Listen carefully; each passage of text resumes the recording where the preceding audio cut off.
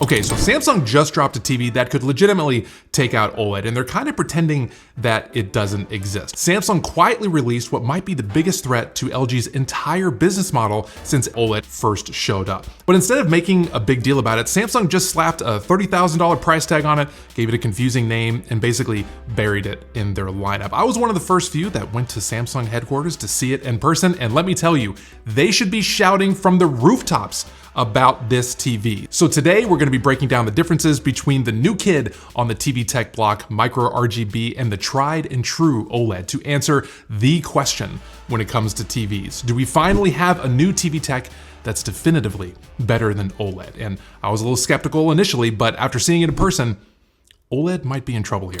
So 2025 has been a pretty wild year for TV tech. OLEDs are getting brighter than ever, like legitimately bright enough that I don't automatically dismiss them for bright rooms anymore. Mini LED is also improving and getting really scary close to those OLED contrast levels, and everyone is throwing quantum dots on everything like it's magical fairy dust. But none of these improvements feel like fundamental shifts. They're more like smartphones. Like every year a new one gets released, but at this point, the improvements are small and they mostly live in the software updates.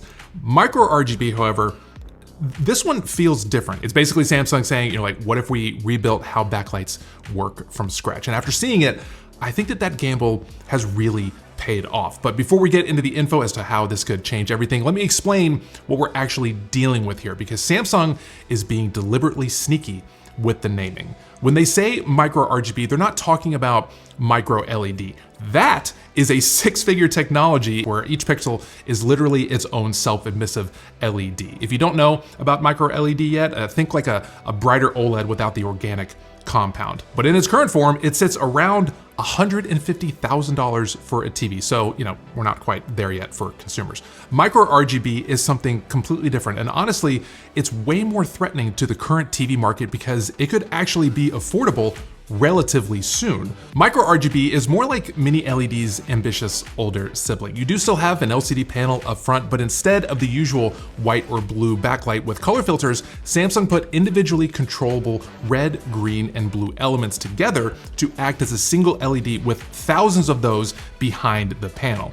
Each one is about 100 micrometers, which is thinner than human hair, which is kind of frankly absurd when you think about the manufacturing precision that's required to make something like this. Now, Hisense is doing something similar with their trichroma technology, and I'm sure that we'll see TCL jump into the technology with their own confusing name. But marketing names aside, to understand why this is potentially such a big deal, we need to talk about what microRGB is actually trying to beat. OLED has been the undisputed king of premium TV tech for years now, and for really good reason. Whether you're looking at LG's W-OLED, which uses white light passed through color filters, or Samsung's own QD OLED, which uses blue OLED panels with quantum dot filters, you're getting the same core advantages between those two. With OLED, every single pixel can turn off completely, giving the true infinite contrast and those inky blacks that make OLED so appealing and so popular. Plus, you get nearly perfect viewing angles and incredible response time that gamers really love. And OLED as a tech, it just keeps getting better. The new panels hitting this year are legitimately impressive. LG's 4-stack OLED technology is supposedly 25% brighter and more efficient than last year's. Samsung's targeting 4,000 nits with their QD OLED panels. And these aren't the dim reflective OLEDs anymore from 2017, where you have to watch in a dark cave just to see the image on screen. But OLED is starting to hit some walls. If you think of the range of OLED brightness, say like here is gonna be perfect black. And over the years, the brightness has continued to go up and up and up, and then the black levels have stayed perfectly black. A lot of shadow detail is still represented down here, but as the years go on and that brightness goes up, so does the floor. So all of those black levels and then details in the shadow, those start to creep up. They start to get a little bit brighter, which kind of defeats the purpose of buying an OLED in the first place. And on top of that, the organic materials are inherently limited by how bright they can get before they start to degrade much faster. And while burn-in is still way less of an issue than it used to be, it's still technically there, but only if you really abuse your TV. Now, as far as color goes, most OLEDs are tapping out around 90 to 95% of the BT 2020 color space, which is just a measurement of how many colors in the visible color spectrum a TV can produce. 90 to 95% is really great, but it's not perfect. And while the response times on OLEDs are incredible, brightness in the HDR highlights still can't match what good mini LEDs can do today. And this is where Samsung's approach really starts to make sense, and why I think that they have cracked the code on something really significant. Since microRGB uses inorganic LEDs, burn-in literally can't happen. The lifespan of these should be way, way longer than OLED. And because you're creating colors directly instead of just filtering them, you can theoretically get more accurate colors with way less energy waste. Samsung claims their microRGB TV hits 100% of the BT 2020 color space, which would make it the most color accurate consumer TV ever made. And here's something crazy that I realized as I was filming this massive 115-inch set. My camera is not capable of capturing and representing every color that this TV was putting out. So while it may look amazing on screen right now, it pales in comparison to what I was seeing in person. This level of color accuracy at incredibly high brightness levels basically makes HDR content look more realistic than real life. And I'm talking about highlights so bright and colors so accurate that current content mastering standards, it might need to be rewritten because of this technology. Now, while Samsung didn't confirm exactly how many dimming zones this particular set had, what they did say was that it had quadruple the amount of their high-end mini LED TVs. So that's pretty significant. The contrast ratios are so close to OLED that the difference becomes meaningless for like 99% of content and for people. But even with that many dimming zones, it's still not gonna be pixel level control like OLED. There will still be some blooming on microRGB, but you really have to be looking for it if you're looking at it straight on. OLED also has nearly perfect viewing angles, so you can kind of sit off to the side almost at 90 degrees and you won't see a shift in brightness or color saturation. MicroRGB, even with its impressive dimming zones, at the end of the day, it's still an LED TV, an impressive one, but it's an LED TV. So it too will suffer from like color and brightness shifts the more that you sit off to the side. Now its response times should also be really great, but it probably won't match OLED's instant pixel switching that gamers really love. But here's the thing with all of that. Those disadvantages to microRGB probably won't matter to most people. And this brings us to why Samsung is charging $30,000 for this thing, because the price isn't the real story. It's the strategy behind it. So at $30,000, Samsung is clearly not going to be selling a ton of these TVs. But honestly, they don't need to. What Samsung actually wants to do is to control the narrative, test the technology, and most importantly, not completely destroy their existing OLED business overnight. The exorbitant price tag ensures that only early adopters and like tech reviewers will get their hands on it while Samsung figures out the manufacturing scale side. This is the exact same playbook that they use for their 8K TVs. You gotta launch expensive, generate buzz, and scale down the cost rapidly. Except this time, the technology actually solves real problems instead of just adding pixels that nobody needed. And the timing of all this does not feel coincidental. If you look at Samsung's recent moves, they seem to be positioning microRGB as more than just another premium technology option. Their manufacturing investments, the timing of this launch, and how they're talking about this technology suggests that they might be planning for a bigger shift than anyone realizes. Personally, I would not be surprised if Samsung eventually transitions their entire premium LED lineup to microRGB within the next like 3 or 4 years, potentially moving away from mini LED as a flagship product and moving that down the line into the more budgetary and entry level. Samsung has quietly been building this technology for years along with micro LED, but that technology is maybe like a decade off from being like consumer ready. But what they needed was a stopgap, something that was going to satiate the consumer until micro LED finally arrives, something that will effectively sit between mini LED and micro LED without cannibalizing their OLED sales. Because the competition in the OLED space, it's still growing. LG's G5 with their 4-stack OLED technology, at the time of its release, it was the brightest OLED that was ever made. So Samsung really needed something new of their own to sort of hit back, and they hit back hard. Because microRGB, it's not just a stopgap. It is a whole new category of TV technology that I think is here to stay. And this puts LG in a really tough spot because, you know, LG makes all these OLED panels for all these different brands, including themselves. Now, LG has built their entire premium TV strategy around OLED being the king of TV tech. Their margins, their brand positioning, their manufacturing investments, everything depends on OLED staying superior to LED-based technologies. And as it stands right now, there are things that LED technology objectively does better than OLED, but that list, it's pretty small.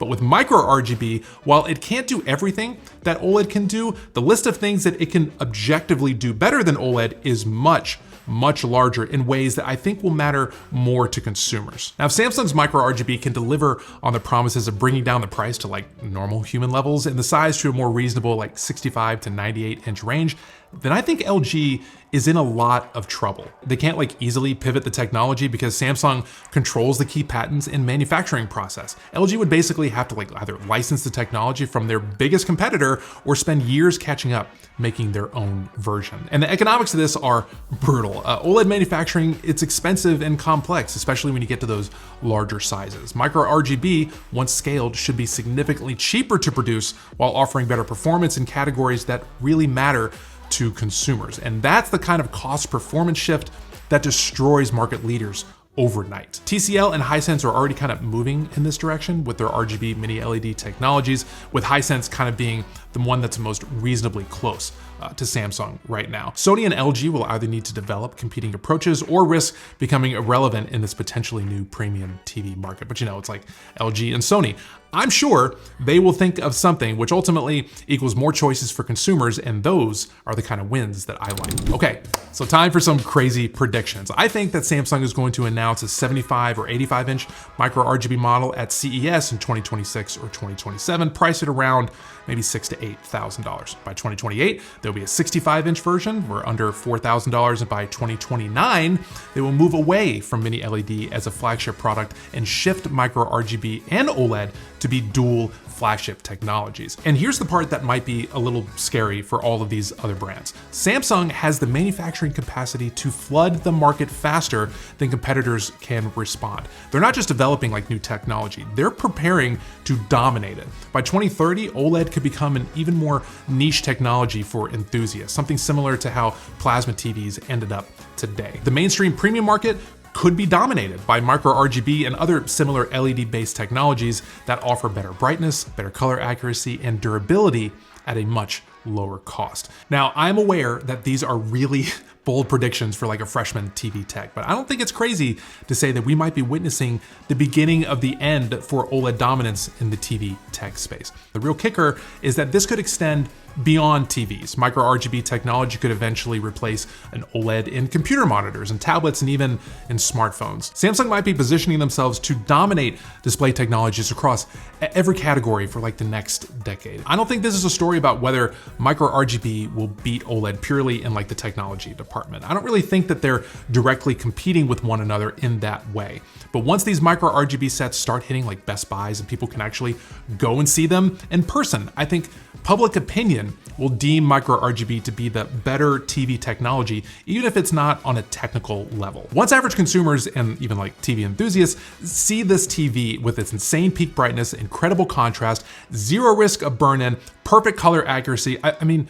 like technically these TVs will be able to produce hues of color that people have literally never seen before. Like, do you know what kind of impression that's going to leave on someone? It's going to be really significant. And what's interesting to me is how quiet Samsung is being about this. Companies usually don't undersell genuinely revolutionary technologies unless they're planning something bigger. And when you connect the sort of like manufacturing investments to like the patent filings and strategic timing of LG's production struggles, it paints a picture of a company preparing to completely remake the market in their image. And if you're sitting here like, come on, like OLED has been around forever, it's not like it's gonna be disappearing overnight. I need you to remember how quickly LCD killed plasma TVs, or how quick streaming has destroyed physical media. Technology disruptions happen way faster than we expect, and the companies that don't adapt just get left behind. But with all that being said, OLED today is still the king of TV tech, but that's only because microRGB is $30,000. But in a few years' time, if Samsung can get that size and price down to like normal human levels, then I personally will be itching to replace my main OLED set with a brand new microRGB. But what about you? Are you buying this microRGB hype that I'm putting out here, or do you think that I'm putting too much stock in like a first generation TV tech? Let me know in the comments down below, and while you're down there, I would really appreciate it if you would hit that like button. It matters a lot more than you think, both to the video's performance and to my heart. And also, if you feel so inclined, the subscribe button is very close by, so hit that if you want to see more videos like this. Thanks so much for watching, and I'll see you in the next one.